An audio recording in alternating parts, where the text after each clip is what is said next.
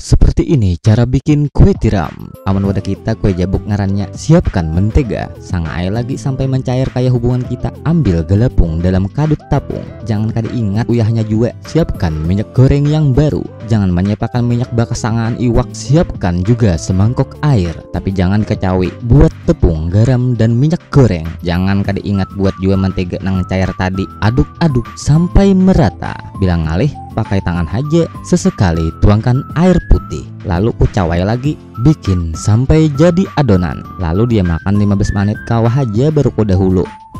Angkat adonan tadi, hendak di atas meja, nang datar, nang bertabur lawan gelapung. Potong sampai kecil, lalu bulatkan.